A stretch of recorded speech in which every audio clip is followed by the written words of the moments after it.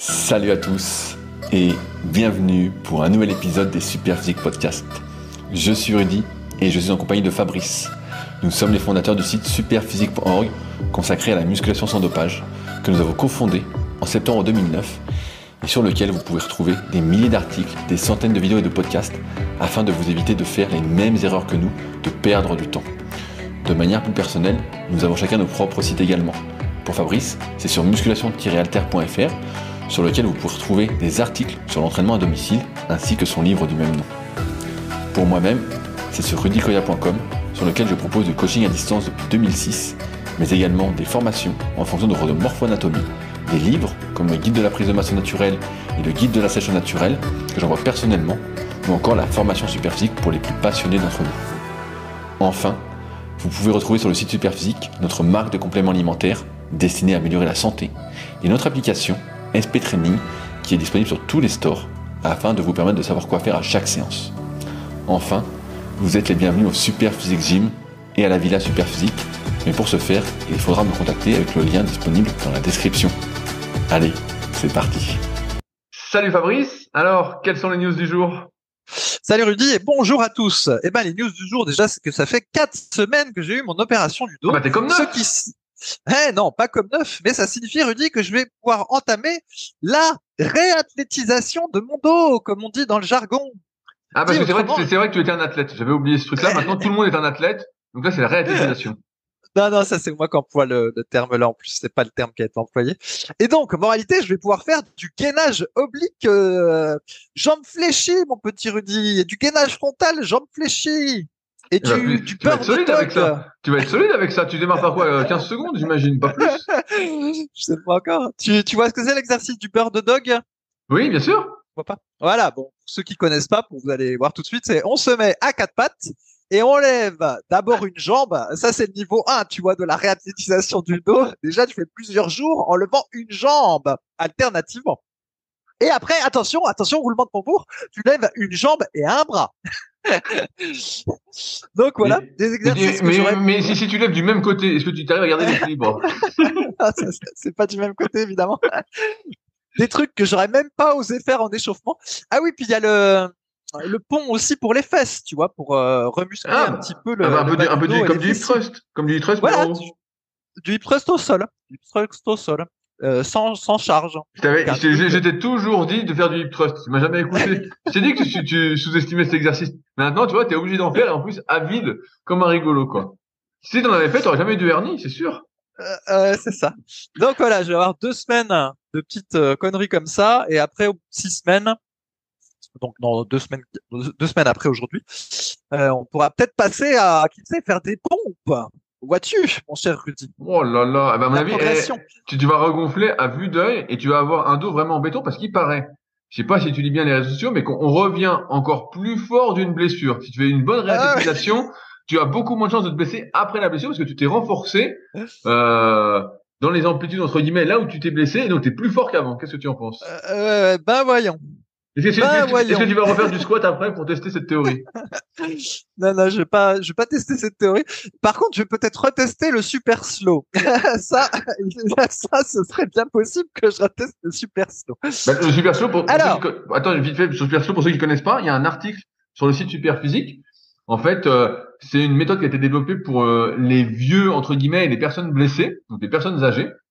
Parce que on s'était rendu compte que quand on faisait les mouvements très très très doucement, c'était beaucoup moins traumatisant pour les articulations, mais aussi pour les muscles, aussi, malheureusement. Et grâce à ça, en fait, on pouvait, quand on partait d'un niveau très très bas, prendre du muscle, prendre de la force, certes à vitesse très lente, mais ça permettait de conserver une certaine activité physique. Et donc ça avait essayé d'être développé pour les culturistes, avec notamment Ken Hutching, qui n'avait rien d'un type qui faisait de la muscu, qui avait tout sauf le physique d'un type qui faisait du sport. Et comme à l'époque il n'y avait pas beaucoup de photos, et comme en plus il était docteur, il se donnait le nom de docteur Ken Hutching, et c'était devenu assez populaire. Et donc on en a fait un article sur Superphysique pour évidemment en dire beaucoup de mal en dehors des deux indications que je viens de citer. Voilà. Exactement. Alors pour mémoire, il s'agit en fait dans la phase positive du mouvement, il faut compter 5 secondes et dans la phase négative du mouvement, il faut compter 10 secondes. Voilà, puis il préconisait de faire ça sur des machines qui n'avaient pas de frottement. que je crois lui-même il s'est mis à proposer, ou il a fait un partenariat avec, etc. Bref. Il fallait faire 4 répétitions, Fabrice, pour rester dans la zone des 3 facteurs de l'hypertrophie, notamment concernant le stress métabolique. Ouais, tout à fait. Et alors, quand c'était barre et haltère, il recommandait de faire plutôt 10-10. Donc, 10 pour la phase concentrique et 10 pour la phase excentrique. Et donc, du coup, en suivant ça, eh ben, tu faisais des tractions super slow. Donc, voilà, tu comptais dans ta tête jusqu'à 10. Et puis, tu devais faire la montée en 10 secondes et la descente en 10 secondes. Cela dit, par contre, faut pas croire que c'est facile. Hein. Mentalement, c'est assez difficile et c'est chiantissime aussi, faut le dire. Et puis c'est très difficile d'avoir des repères parce qu'il faut compter toujours voilà, hein, les 10 secondes à peu près à la même vitesse, c'est pas simple. Fallait enregistrer une cassette, tu te souviens pas? Voilà, c'est ça. Il y avait Laurent alias Plasma sur les forums, lui qui en faisait parce qu'il avait une sclérose en plaques de mémoire, et il a enregistré une cassette avec justement 10 secondes pour être sûr d'avoir toujours le même rythme. Exactement, j'avais aussi fait la même chose, mais bon. Bref, c'était sans résultat quoi. Sans résultat, mais comme maintenant tu es grabataire, peut-être que tu auras des résultats. Ben, en tout cas, dans la phase de réathlétisation, effectivement, peut-être que je vais faire un petit peu de ça, parce que mine de rien, figure-toi, mon cher Rudy, que j'ai essayé de faire une pompe, on va dire déclinée, c'est-à-dire en posant non pas mes pieds, mais mes mains sur des marches d'escalier, et malheureusement, ça tirait un petit peu dans le bas du dos. Alors, preuve que je n'étais sans doute pas suffisamment renforcé, comme tu l'as suggéré tout à l'heure. Manifestement, j'étais pas ce qui ne me tue pas me rend plus fort. Hein. En tout cas, pas encore maintenant, vu que même des pompes déclinées, c'est encore prématuré pour moi à ce stade. Sinon, je peux donner quelques chiffres également. Ceux qui me suivent depuis très longtemps, voilà, poids forme a toujours été autour de 83 kg avec un tour de taille de 83 cm pour une taille de 1m80 et demi. Grosso modo, ça 1m80 et demi parce que sur le site, il est marqué 1m81. Ouais, ça, peut-être que je me suis tassé, ou peut-être que sur le site j'ai arrondi. Mais c'est 1,80. C'est un acteur, le type. Il se grandit. Et donc, voilà, ça c'est poids forme, musculation, barre et haltère. Et en gros, si je suis un peu plus sec que d'habitude, ce qui me demande quand même beaucoup d'efforts, d'être à la diète et tout ça, je vais faire 1m80 et demi, 83 kg, puis 82 cm de tour de taille. Si je suis un petit peu plus gras que d'habitude, ça fera 84 cm de tour de taille. En prise de masse, je suis déjà monté à 86 kg, voire 89 kg, mais malheureusement, le tour de taille a tendance à tirer vers le poids. Donc, si je fais 86 kg, j'avais le tour de taille qui avait tendance à monter à 85, voire 86, et à 89 kg, j'avais le tour de taille qui montait à 88 cm. Il y avait une petite inertie quand même, ça suivait pas exactement le truc. Ça, c'est musculation barre et haltère. Ensuite, quand vers la quarantaine, je me suis dit qu'il fallait que je me préserve un peu et j'ai commencé à diminuer les charges, à baisser les temps de repos, etc., faire plus de cardio, manger un peu moins, tout ça, longévité, préservation, blablabla. Et là, grosso modo, poids de corps a eu tendance à descendre vers les 80 kilos. 80, 81 après, selon ce que je mangeais, et le tour de taille a plus ou moins suivi, avec toujours une légère inertie par rapport aux 83 cm. Donc voilà, donc, si je faisais 80 kg, j'avais un tour de taille qui devait faire dans les 80,5, 81. Ensuite, quand je suis passé il y a 6-8 mois, je me souviens plus, à l'entraînement purement au poids de corps, même sans gilet lesté ni rien, uniquement mon poids de corps, en faisant voilà des pompes diverses et variées, un petit peu de TRX, de rowing table, etc. Mon poids et beaucoup de cardio, mon poids est descendu à 77 kilos et j'avais un tour de taille qui s'est abaissé un petit peu, mais qui est pas descendu à 77 malheureusement. C'est peut-être plutôt vers 79 de mémoire, et donc j'ai perdu 3 kilos supplémentaires. Mais c'était du muscle alors, vu que ton tour de taille n'a pas diminué. Bah oui, bien sûr, c'était du muscle, Rudy. C'était un peu de cuisse, voilà, un peu de pec, sans doute. Non, la pec, c'est une blague, j'en ai jamais eu. Mais oui, j'avais perdu des cuisses, je pense, notamment. Et là, donc, je me suis pas entraîné depuis 4 semaines, à part plein de marches, vraiment beaucoup de marches, hein, vu que des fois, je fais l'aller-retour pour aller chez le kiné en marchant. Et comme j'habite à la campagne, c'est très loin. Et voilà. Donc 4 semaines sans rien faire en termes de muscu, et les 2 semaines précédant mon opération, évidemment, comme j'avais ma sciatique partiellement paralysante, j'ai pas pu faire grand chose non plus, à fortiori avec le Covid en même temps. Donc grosso modo, ça fait à peu près 6 semaines que j'ai rien fait en niveau muscu. Et là, j'imagine qu'avec plus de 20 ans d'entraînement, tu as gardé quand même énormément de tes acquis. Et ben là, donc mon poids de corps est stabilisé à 74,5. Ah. Ça fait plusieurs jours que c'est comme ça. Donc je suis passé de 77 à 74,5.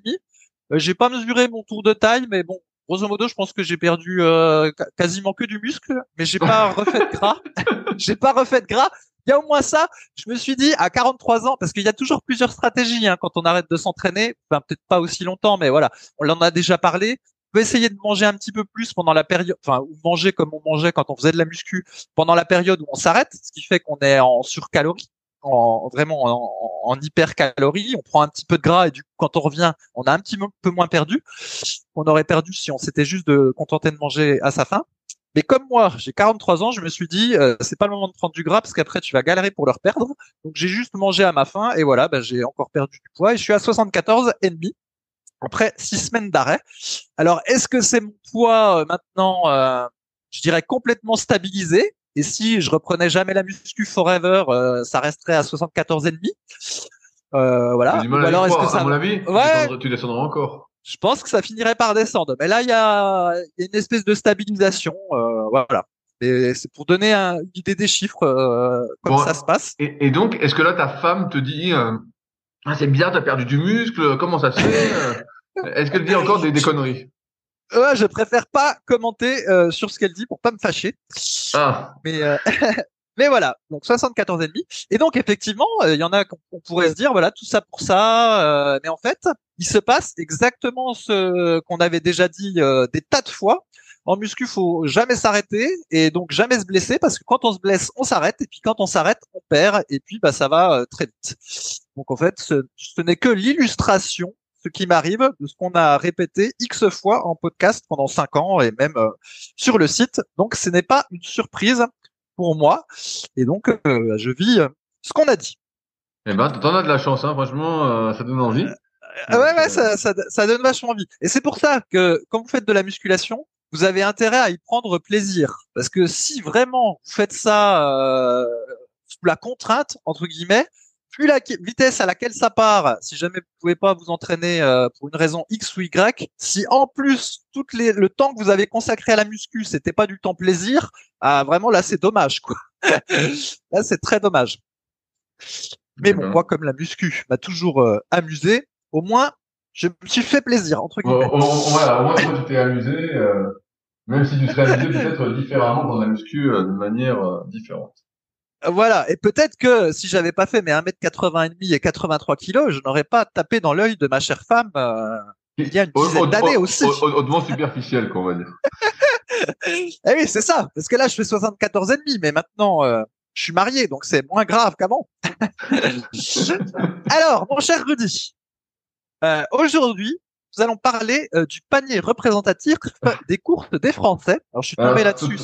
Voilà, ton lien m'a fait rire parce qu'effectivement, donc j'ai regardé ce que tu m'as envoyé et c'est gratiné. Alors, donc en gros, c'était un article sur France TV Info. Voilà, ils ont fait un partenariat avec je sais plus, Nielsen Consulting, enfin peu importe. Et l'idée, c'était un article sur l'inflation, de voir comment par département il y avait eu une inflation sur les produits du quotidien. Et donc pour cela, ils ont construit un panier moyen qui est soi-disant, enfin qui est représentatif apparemment de ce qu'achètent les Français en moyenne. Et donc je vous propose de dépiler le panier et à chaque fois de dire si c'est une bonne ou une mauvaise habitude et s'il n'y avait pas une alternative à cela. Alors Rudy, on va commencer par l'hygiène parce que c'est très facile. Donc premier truc, le gel douche. Alors gel douche, est-ce que c'est bien ou est-ce que c'est pas bien, mon cher Rudy? C'est quoi du gel douche?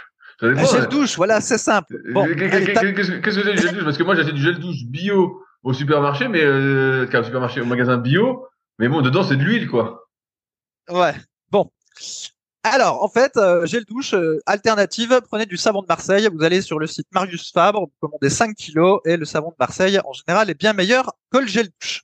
Donc, gel douche, une bouteille par mois. Est-ce que tu utilises une bouteille par mois?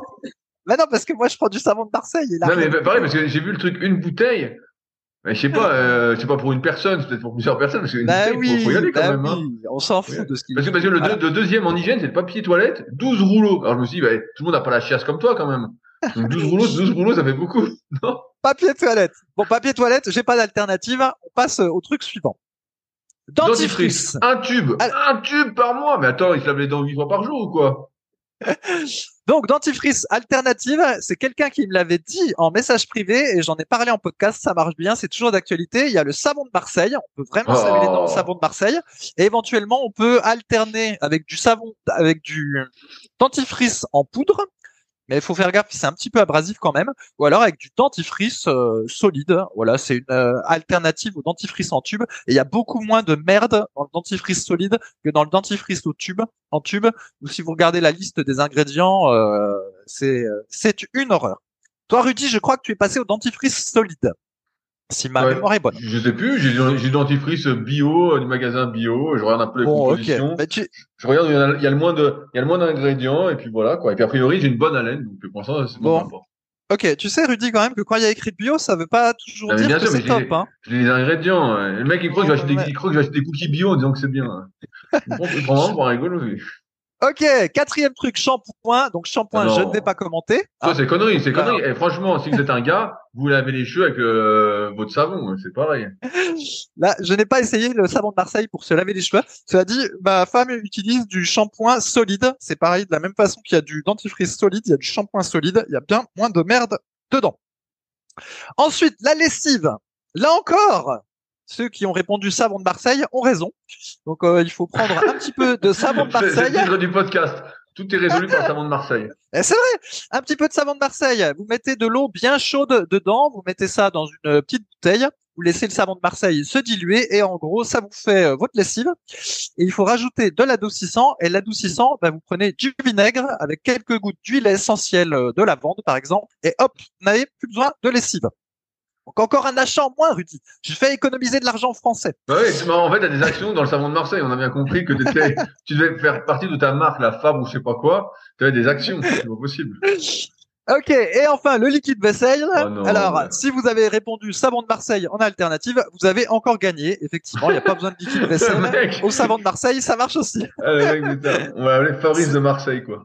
C'est aussi simple. Et alors, si vous avez un lave-vaisselle, il y a des recettes, entre guillemets, sur Internet pour faire son produit de lave-vaisselle avec du bicarbonate de sodium, je ne sais quoi. Enfin bref, on peut faire, il n'y a pas besoin de liquide vaisselle. Regardez sur Internet pour être autonome et ne pas acheter ces produits.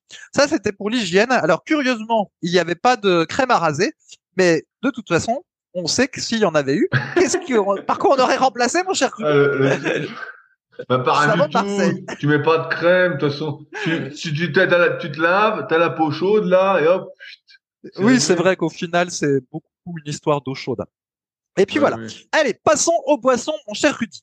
Donc, l'eau plate, pack de 6. Donc, les Français achètent de l'eau plate et manifestement, ils veulent pas prendre l'eau du robinet, alors que pourtant, on leur a dit que c'était beaucoup plus écologique, l'eau du robinet. Ouais, alors, mais l'eau du robinet, t'as plein de saloperies dans l'eau du robinet. Donc, moi, j'en avais parlé, j'ai un filtre qui enlève vraiment tout, mais ça coûte un bras, ce filtre. Mais sinon, l'eau du robinet, c'est plein de médicaments quand même. Hein. Donc, ouais, alors bon, l'eau du robinet, effectivement, il y a sur le site, je crois, l'UFC Que Choisir, on peut tester la qualité de son eau du robinet. On met faut chercher la page sur Internet, vous mettez votre département, votre code postal, et en gros, ça vous dit si votre eau est contient trop de nitrate, trop de je ne sais quoi. Et malheureusement, vers chez moi, l'eau, elle est qualifiée de orange, elle est pas verte. Donc, je suis pas écolo et je fais comme les Français et j'achète de l'eau en bouteille. Ça te fait les trapèzes comme ça. Ah mais là d'ailleurs, depuis 4 semaines, c'est ma femme qui les porte. Après, elle a fait les trapèzes alors. Ouais, c'est ça. Ensuite, nous avons du lait UHT. Oh là là, pas de 6 en plus, le régal. Parce que moi, je croyais que le lait c'était pour les veaux, mais moi je savais pas que c'était pour les humains aussi, mais bon.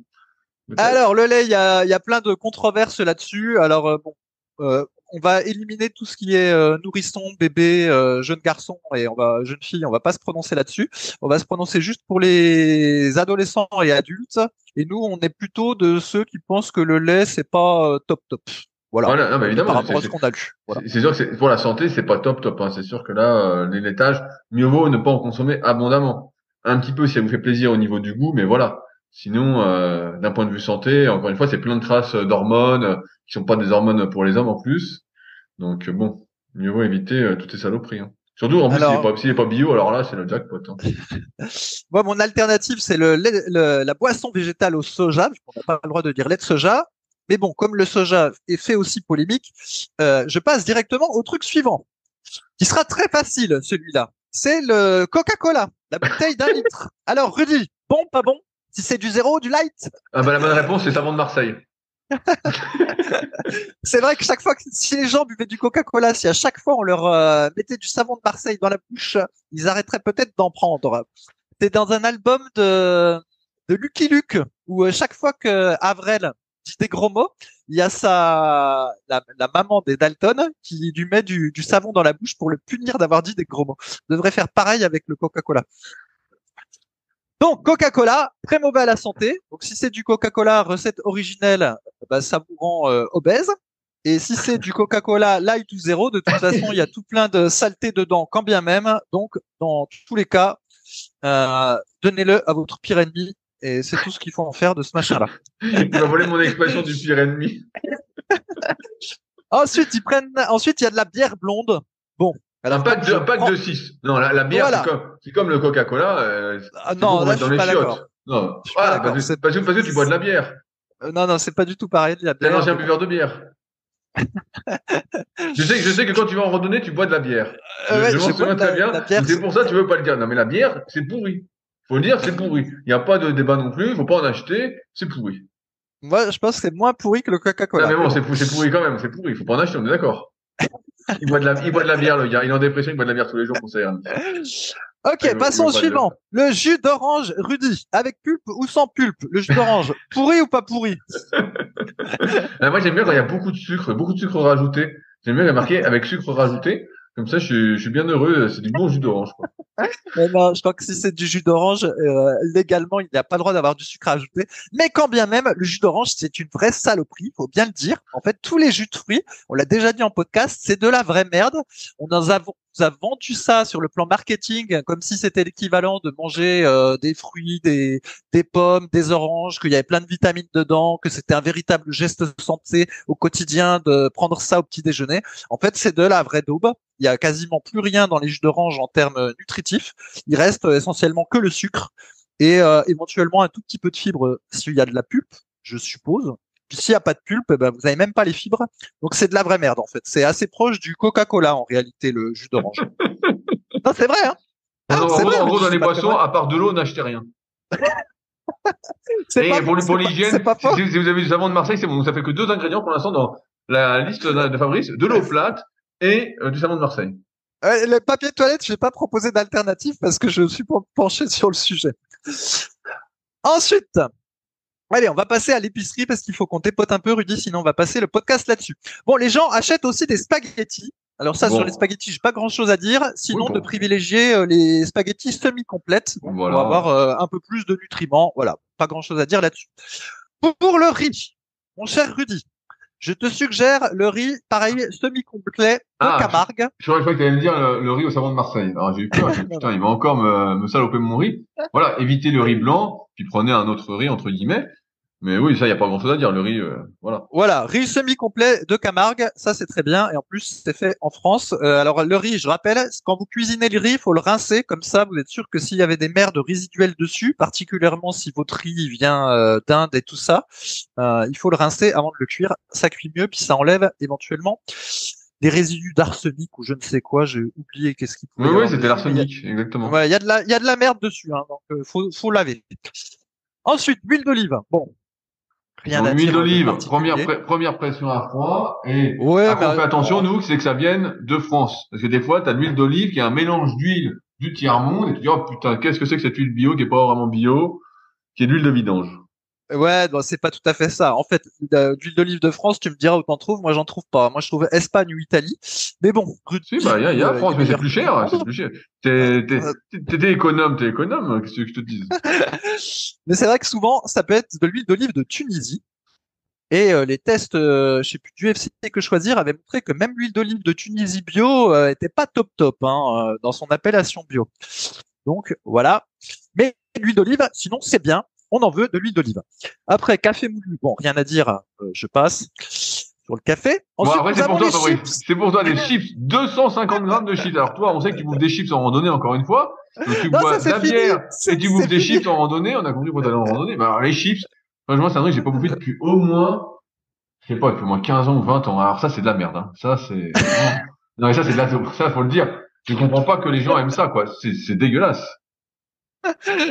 Bon, je passe sur les chips. Tout le monde sait que ce n'est pas l'aliment, c'est un peu l'aliment le plus perfectible pour être en bonne santé. Encore que je classe ça moins pire que le soda. Hein. Oh non, mais non, mais de toute façon, Fabrice, si tu fais un apéro avec des gens normaux, vu que tu veux pas le faire, sinon t'aurais eu du Coca-Cola et des chips, et t'aurais eu le combo. T'aurais eu le combo. Allez, on passe vite fait. Ensuite, il y a le sucre en poudre. Donc, le sucre en poudre alternative, prenez du muscovado. C'est, je sais pas comment dire. On va dire que le sucre en poudre, c'est l'équivalent du riz. Le sucre blanc en poudre, c'est l'équivalent du riz blanc. Et le muscovado, c'est l'équivalent du riz complet, mais pour le sucre. Voilà. Il y a un peu plus de nutriments, tout ça. Dire que c'est meilleur pour la santé, même si ça reste du sucre. Farine de blé. Rudy. Alors, je sais pas si tu connais, donc je t'explique. Dans les farines de blé, en gros, on peut les classer en fonction de si elles sont plus ou moins complètes. Donc, la plus pourrie, c'est la T45. C'est souvent celle qu'on dit qu'il faut utiliser pour faire des crêpes ou des choses comme ça. C'est de la daube, il y a rien dedans. C'est l'équivalent du riz blanc. Il faut plutôt prendre des farines plus complètes, notamment la farine T80, qui est pas mal. C'est un bon compromis. On va dire que c'est l'équivalent de... Mais tu fais quoi avec ta farine? Tu fais des gâteaux? Je fabrique mon pain avec ma machine à pain, par exemple. Et oui, des fois, je fais des gâteaux véganes à la farine et même de la pâte à pizza. Et tu mets pas des lentilles dans ton gâteau quand même par hasard? Non, les lentilles, c'est à part, mais on y reviendra, mon cher Rudy. Mais voilà, retenez ça, la farine T80, c'est un bon compromis, et plus le chiffre est bas, plus c'est de la daube. Pain de mie. Ah non, mais là... 24 tranches en plus. Pain de mie, le pain de mie, c'est simple, c'est la version industrielle du bon pain français, c'est tout ce qu'on veut pas, tout ce qu'on déteste, une liste d'ingrédients souvent longue comme le bras, alors qu'à la base, on avait un produit de relativement bonne qualité, donc le pain de mie, on n'en veut pas. Alors ensuite, les biscuits chocolatés, mon cher Rudy, alors là, j'ai pas... C'est quoi? C'est des cookies, c'est des BN, c'est des petits princes, qu'est-ce que c'est ces biscuits chocolatés? Je sais pas, mais déjà tout ce que tu as cité, on n'est pas... C'est des kangous? C'est des kangous? Donc, les biscuits chocolatés, j'ai pas d'alternative, on n'en achète pas, et un point, c'est tout. Ouais, mais moi j'aime les gâteaux, c'est quoi le moins pire? Parce que la fois, j'ai un élève en BPGEPS qui est venu, et avec des gâteaux bio, d'une marque connue bio, soja. Il m'a dit, mais c'est bien, c'est le soja.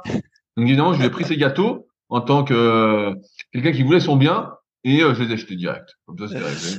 Ouais, voilà. En gros, s'il y avait une alternative, ce serait simplement du bon pain avec quelques carrés de chocolat noir au moins à 85%. Et voilà, ce serait l'équivalent des biscuits chocolatés en version diététique. Ce serait quelques carrés de chocolat et du bon pain.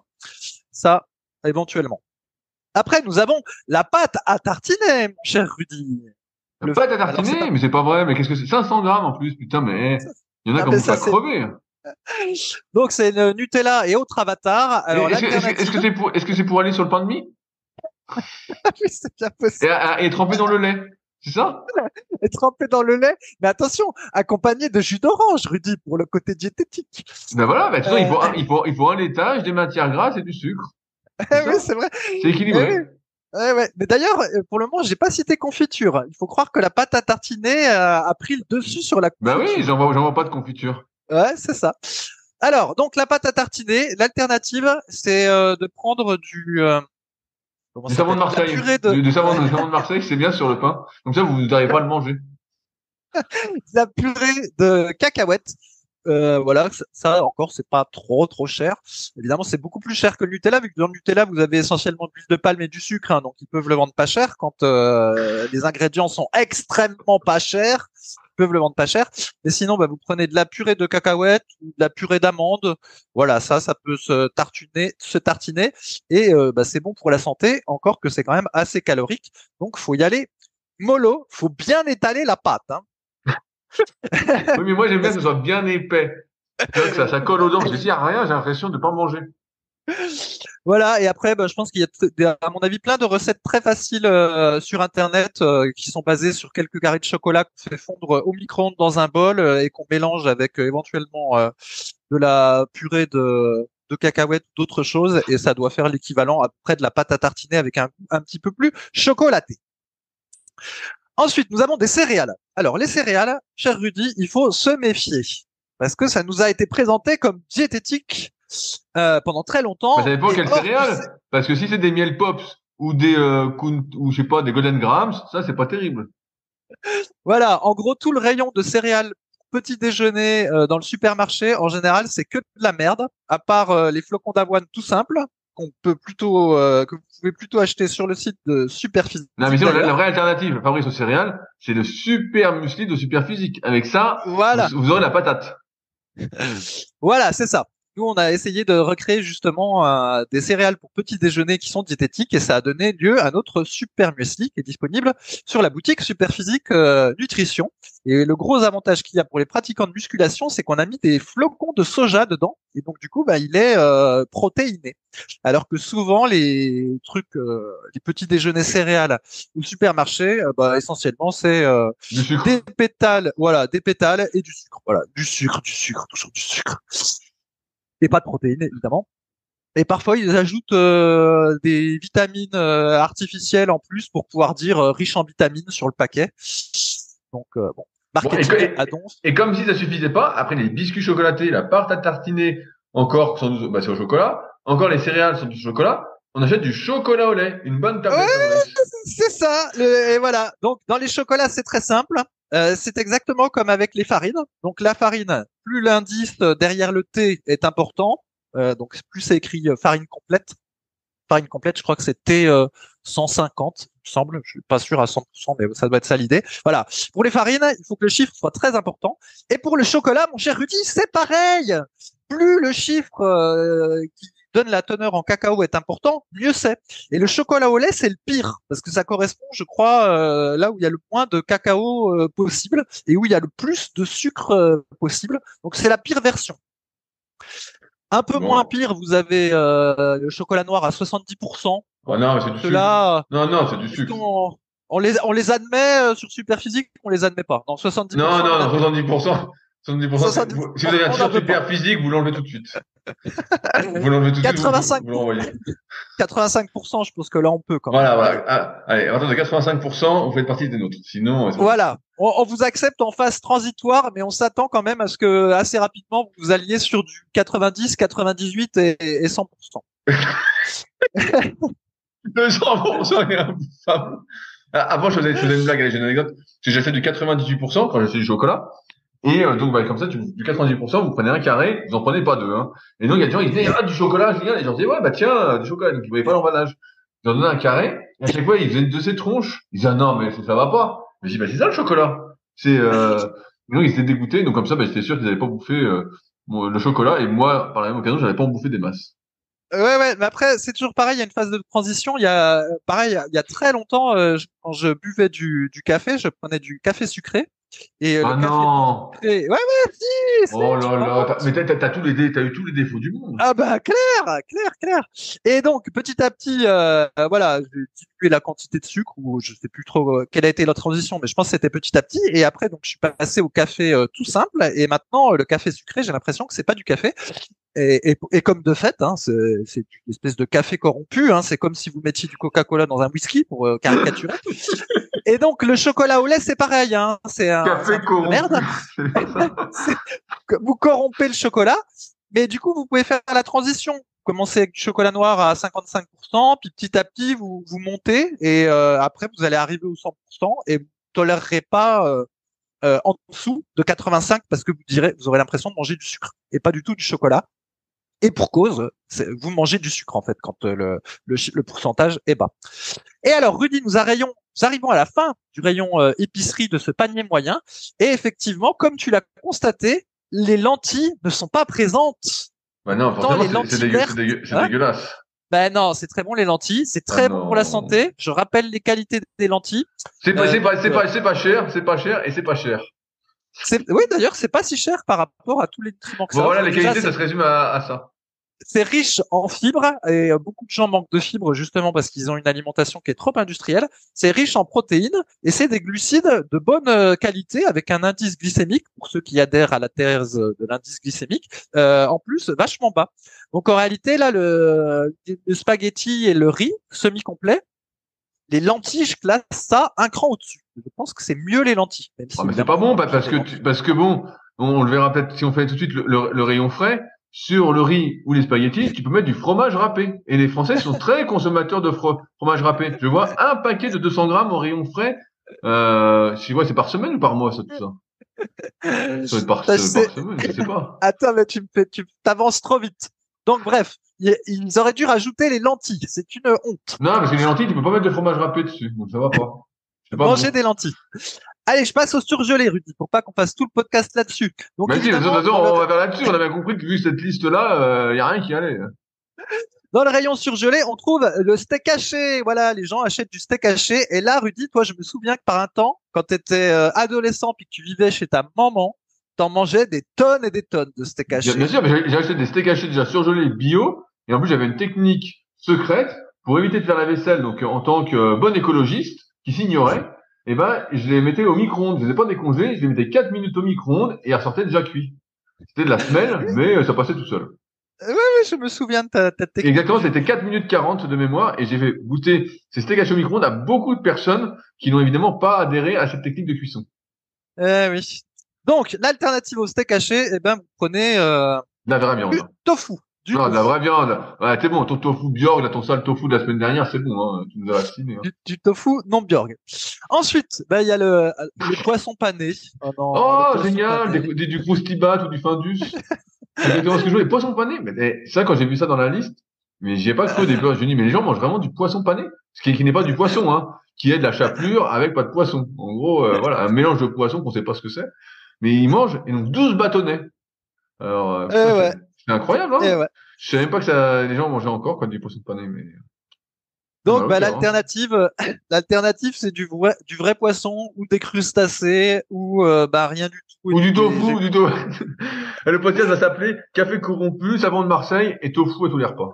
Voilà, ou sinon, du tofu, de l'huile de colza et puis, des oméga 3 en complément alimentaire. C'est un peu triste d'en être arrivé là, mais je rappelle que le poisson, souvent, c'est pêché de manière industrielle et on voit pas parce que c'est pas très médiatisé, mais c'est une horreur, en fait. C'est une horreur. Bref. Donc même si le poisson est vraiment est bon à la santé, alors que le steak haché, viande rouge, tout ça, polémique. C'est bon la viande rouge, c'est comme le lait. Et tu fais un mélange lait, viande rouge avec et fromage râpé. Et là, franchement, on a déjà fait ça. On était plus jeunes, du lait avec des steaks hachés, des pâtes et du fromage râpé. Après, t'avais la forme sous les barres. sous les barres, t'étais en forme ou pas? T'étais en super forme. T'avais mal au bide, mais t'étais en super forme. Voilà, donc le poisson, normalement c'est bon à la santé, nonobstant qu'il faut éviter ceux qui sont trop gras parce que bourrés de mercure et autres produits toxiques qui s'accumulent dans le gras. C'est pour ça que maintenant les consignes officielles, c'est de pas dépasser, 2 portions de poisson par semaine, pas s'auto-contaminer avec des merdes. Et en plus, souvent c'est pas écologique malheureusement le poisson parce que c'est rare qu'il soit pêché avec des moyens non industriels. Et voilà pour le poisson. Alors après, les lasagnes surgelées, je passe sans commentaire. Là, je commente même pas. Non, les lasagnes surgelées, pareil, c'est comme les petits. C'est pour ça, chaque fois que je vais au supermarché, des fois j'ai un peu de temps, je fais un peu le tour des rayons pour voir ce que les gens achètent, des trucs. Et vraiment, le rayon surgelé, c'est plein de plats comme ça, industriels, déjà tout prêts.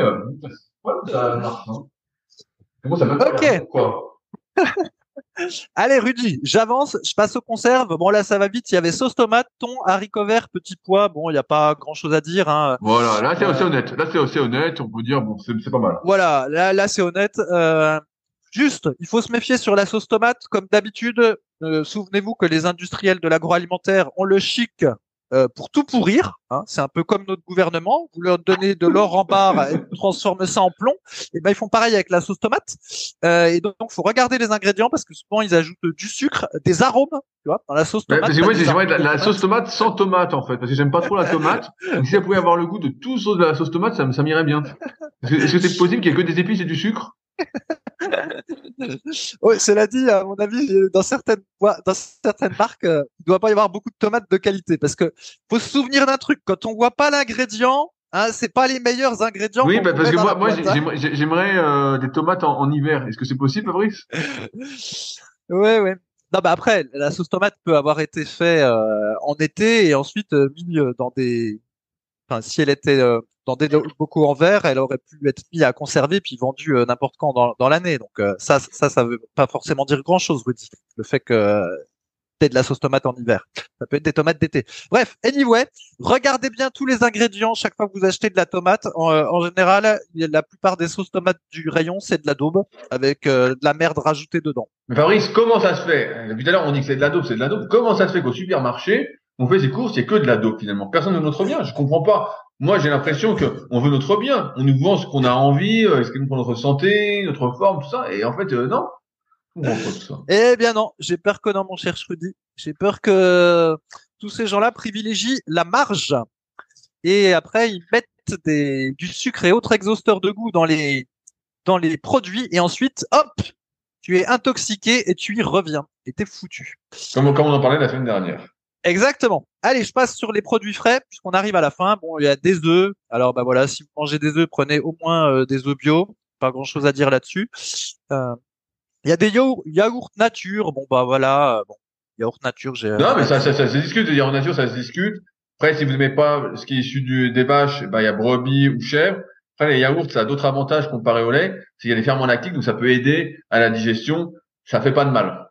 Normalement, il y a plus d'effets positifs que d'effets négatifs. Donc ça, Voilà. on est plutôt pour. On est plutôt pour. Voilà, il y a mon côté vegan qui est pas trop, voilà, mais bon, effectivement. Ah, mais bon, c'est à cause du véganisme que t'as eu ta hernie, hein. Sans ça, tu l'aurais pas eu, hein. T'aurais mangé de la viande, t'aurais pris des laitages et du bon steak haché, t'aurais pas eu tout ça, hein. Et puis des chips, c'était réglé, quoi.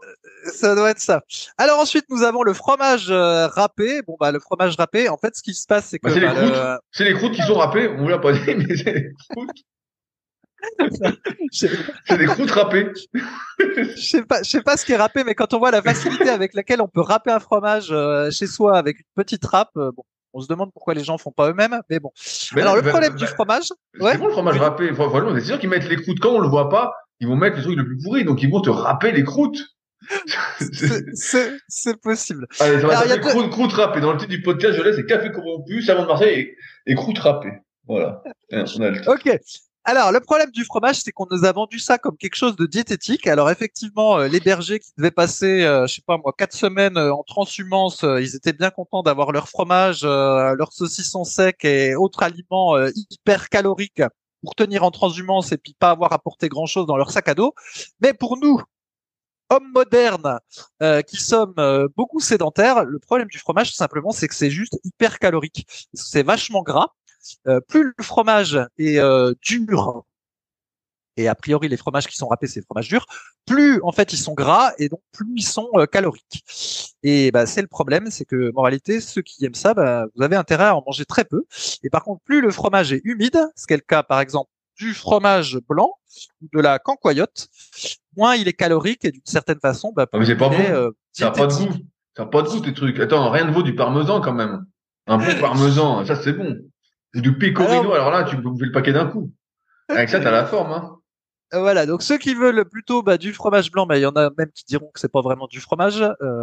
Et ben voilà, vous pouvez l'agrémenter en mettant un peu de sirop d'agave pour lui donner un. Ou sinon, un peu de sucre, vous en avez acheté, n'hésitez pas. Je connais des gens. Du muscovado. Toi, quand j'étais, allez, j'ai une blague là-dessus. Quand j'étais au stage de kayak à Bagnoles, fin octobre, donc j'étais avec 2 copains, donc ils sont un peu plus âgés que moi, donc ils sont pas très à cheval sur l'alimentation. Et un coup, j'ai un pote, il prend un yaourt, donc nature, et il met du sucre, et il fait pas gaffe, je le regarde, et il avait plus de sucre que de yaourt, quoi. Et j'étais là, je dis, mais c'est quoi ce sucre au yaourt, quoi? Mais vraiment, un truc de fou, quoi. Un truc de fou. Et donc, c'est pour ça, t'achètes des yaourts nature et tu rajoutes du sucre. Alors là, j'ai pas trop compris le délire, mais bon. Oui, mais cela dit, c'est aussi l'inconvénient justement du fromage râpé, c'est que il y en a qui ont tendance à en mettre trop sur les pâtes et finalement ça devient du fromage râpé aux pâtes. Et du coup, c'est très très calorique. C'est pour ça que c'est un ingrédient un peu, c'est un produit un peu piège, le fromage râpé. On a vite fait d'en mettre beaucoup. Et alors les véganes ont une alternative que j'utilise pas. et j'ai un trou de mémoire. C'est quelque chose à base de levure et ça a justement un goût de parmesan, mon cher. Oui, oui, je vois, j'ai oublié. J'ai un trou de mémoire parce que Du fromage, ça s'appelle. non, ça, le C'est pas fromage, ça? non, le fromage, c'est un espèce de produit plus ou moins industriel qui C'est pas du recrée le fromage? goût et la texture du fromage à partir en général un mélange d'huile, de coco, d'eau et comment dire, pas de un genre de cacahuètes, etc. Enfin bref, ils arrivent à recréer un peu quelque chose qu'évidemment les puristes trouveront ça absolument horrible, mais qui est pas si éloigné que ça en termes de goût et de texture. J'ai testé. Mais là, je parle d'autre chose, quelque chose qui vraiment simule un petit peu le fromage Quelque chose râpé en termes de goût. qui est affreux, quoi. Encore pire. Non, je crois que c'est la levure de bière ou quelque chose comme ça. Je me souviens plus. J'ai Ouais, cherché bon, sur ouais. Ça internet s'il y en a pas que ça trop le goût de intéresse. fromage, hein. Ça a pas trop le goût de Ça fromage. ressemble un peu à du parmesan, voilà, Oh, en termes de goût. ah non, là, Allez, sacrilège. Ah, je peux pas te laisser dire ça, là. bref, le beurre. Ah, Donc, bah là, y a rien de plus pourri. Mon grand-père, il me l'a dit quand j'avais 10 ans, et ça, j'ai bien retenu. Le beurre, y a rien de plus pourri. Ça, c'est de la daube. bon, effectivement, pour la cuisson, de toute façon, faut mieux prendre de l'huile d'olive. Donc le beurre, c'est vrai qu'on a du mal à le trouver. Ah, je sais On pas à quoi dira ça pas le sert. clouer au pilori, le Je sais pas beurre. à quoi Bah, ça ça sert, peut le beurre. servir à mettre sous ton pain de mie confiture. Rudy, tu peux mettre du Ouais, beurre. mais si tu mets le pain de mie, du beurre et ensuite la pâte à tartiner, est-ce que ça glisse mieux? Non, le beurre sous la pâte à tartiner, j'ai jamais vu personne qui avait fait ça. Par contre, sous la confiture, effectivement, il y en a qui le font. C'est une bombe calorique. Et pour ceux qui croient dans la thèse de l'indice glycémique, alors ça doit être la pire combinaison possible, le beurre confiture pain de mie. Parce que là, À cause de l'index insulinique, pour ceux qui voudraient aller un petit peu plus loin. voilà. Donc bref, le beurre, n'en achetez pas. Tout ce qui utilise du beurre, normalement, ça peut être remplacé par de l'huile d'olive. Donnez-le à votre pire ennemi aussi. C'est ça, avec le Coca-Cola. Après, nous avons le jambon blanc. Bon, le jambon blanc, Bon. il y a, voilà. Je commente. Allez, je commente quand même pour ceux qui ne savent pas. Le jambon blanc sous cellophane ou l'espèce de dinde sous cellophane, etc. Ça, c'est une horreur absolue. Voilà, c'est l'équivalent du steak haché. En pire, en pire. En pire, voilà, Voilà, c'est horrible, c'est. voilà. C'est de l'espèce de bouillie de cochon, c'est une ignominie. Ça, il faut pas en manger. Hein. Là, y a vraiment y a pas de discussion possible là-dessus. Quand on sait que dans le temps, il y en avait qui prenaient à leurs 4 heures. Des fois, on a vu ça sur le forum Superphysique de Marco et Ça Training. augmente. Des types qui, comment dire, pour avoir leur dose de protéines, prenaient des pains de mie puis du jambon blanc à Bien 4 heures. sûr. Et je vais même te dire que ces gars-là, ils allaient tous les matins à la boulangerie acheter leur bon pain et ils avaient leur paquet de jambon avec eux. Et ils faisaient ça à la collation du matin, à la collation du soir et ils pétaient le feu à la salle. Ouais. Ouais, parce que tu comprends, les protéines en poudre, c'est pas naturel. Alors, mieux vaut prendre du bon jambon blanc bien naturel. Ouais, c'est ça. Bah, à l'époque, les protéines en poudre, c'était plus gratiné que maintenant. C'est possible. Après, nous avons la pizza. La pizza au rayon frais. Donc, c'est pas la pizza au rayon surgelé, c'est la pizza au rayon frais. Je savais même pas qu'il y avait des pizzas au rayon frais. Si, c'est vrai, il y en a dans le rayon frais. Quand on regarde la liste des ingrédients, faut reconnaître qu'elles ont tendance à être un peu plus qualitatives que celles du rayon surgelé. Ah, ça, t'en as déjà acheté. Oh, il y a très longtemps. Oh là là, putain, le type. Tu devrais faire une web série, Fabrice Redemption, hein. Franchement, là, tu t'es en enfer, sinon. Voilà. Donc, les pizzas, pour faire simple, on en a déjà parlé. En gros, la pizza en soi, c'est pas si mauvais parce que voilà, la pâte, ça ressemble un peu à du pain, spécialement si vous la faites vous-même avec de la farine T80. Ensuite, dessus, bah, vous avez de la sauce tomate. Des lentilles. Vous mettez des lentilles en couche à la place de la tomate. Quand vous avez de la sauce tomate et puis quelques légumes, choses comme ça, bon bah voilà, c'est en gros comme si vous aviez mangé du pain, des légumes et de la tomate. Le problème, bah, c'est tout le fromage qui est rajouté dessus quand c'est la version fromage, et pire quand c'est encore le chorizo ou chorizo, je sais jamais comment ça se prononce. Le chorizo, le chorizo, non mais attends. Voilà. Le mec il passe sa vie en Espagne et il nous parle du chorizo, quoi. Le chorizo. Oui, mais tu rigoles, mais en Espagne, en Espagne, il y en a, j'ai pas l'impression qu'il y en ait trop de ce machin-là. C'est plutôt des cuisses de cochon que tu vois là dans les bars à tapas qui pendouillent. Ah oui. Ouais, c'est plutôt ça. Je sais pas, il y en a un peu du chorizo, mais c'est pas trop le. Mais il faut du chorizo. Parce que le chorizo, on sait pas, mais le Bon, allez, Rudy, passons. Voilà, pour la pizza, les gens peuvent en manger en leur âme et conscience, mais il faut qu'ils fassent gaffe à tout le fromage qu'il y a dessus et tous les les espèces d'additifs qu'il y a dessus en dehors des légumes et de la sauce tomate.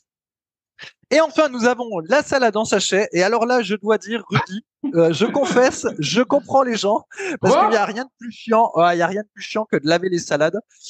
C'est pénible au possible. Bah, tu la laves pas, tu l'achètes bio, tu la passes sous l'eau vite fait, c'est réglé. Ben non, justement, parce que quand tu as des salades bio, si tu fais pas attention, tu as souvent des petits vers ou des choses comme ça dedans. C'est pas grave. Donc au contraire, faut les laver Ça pendant fait des protéines. Tu connais pas Jean-Claude Duss? Il a dit c'est quoi les trucs blancs? On lui a dit c'est des protéines. Donc les salades, j'avoue que la salade fraîche, c'est un peu pénible. Ah non, bah c'est impardonnable. La salade en sachet. T'achètes de la salade en sachet? Avec du plastique et tout? Non, en fait, je n'achète rien. Ni salade fraîche, ni salade. Voilà, en sachet. J'ai eu peur. Comme ça, parce que dans un cas, ça me saoule, et puis dans l'autre, vraiment, j'ai l'impression de faire un sacrilège. Mais voilà. Si jamais il y en a qu'un achète en sachet. En gros, on va réduire cette liste de courses. Savon de Marseille, des lentilles et l'huile d'olive. Le reste, pas besoin. C'est un petit peu très restrictif, mais on n'en est pas loin du combo magique, en effet. Non, mais ce qui est drôle, c'est que ce qui est drôle, c'est à moitié drôle, c'est que quand on voit cette liste, en fait, quand tu m'envoies l'article, je me dis bon c'était vous nous parler de l'inflation, que les prix avaient augmenté en moyenne de 14-15%. Et donc c'est énorme, hein. Et puis ils disent voilà, c'est la liste. Et là tu vois la liste et tu te dis mais attends, la plupart des trucs sont des saloperies en fait. C'est que des trucs où il y a déjà des marges énormes et où les marges ont encore été sans doute augmentées. Et donc tu te dis on avait déjà dit quand tu vas au supermarché et tu vois le caddie de ce qu'il y a dans le caddie des gens, voilà, c'est ce qu'il y a. Et donc ça fait mal au cœur. Et donc c'est pour ça que de plus en plus de personnes sont en surpoids, en méforme, ont mal partout, sont de plus en plus malades. Voilà, il y a pas de mystère. Quand tu manges ce panier moyen, tu peux pas être en bonne santé, c'est pas possible, tu peux pas être en forme. Là, voilà, on a quand même le reflet de ce qu'on mange, et là, si on bouffe du poisson pané, avec du Coca-Cola, et puis de la pâte à tartiner, voilà. Et voilà. Avec du beurre, on rajoute du beurre avec de la croûte râpée, voilà. Alors parfois les alternatives étaient moins chères, comme le savon de Marseille, parce que ça dure, les 5 kilos de savon de Marseille, c'est pas 5 kilos, 2 ou 3 kilos de savon de Marseille, ça dure très longtemps. Parfois c'était plus cher, mais après c'est le prix à payer. Effectivement, quand vous mangez de la purée d'amande à la place de la pâte à tartiner, nutritivement c'est quand même bien plus intéressant. Et puis en plus, c'est bon, Rudy? La purée d'amande. Moi, j'achète plus tout ça, mais moi, en ce moment, je mange nos super oléagineux super physiques. Donc, on a fait un mélange, qui est toujours disponible sur Super Physique Nutrition. Et moi, je mange ça et je suis bien content. C'est bio, c'est sain.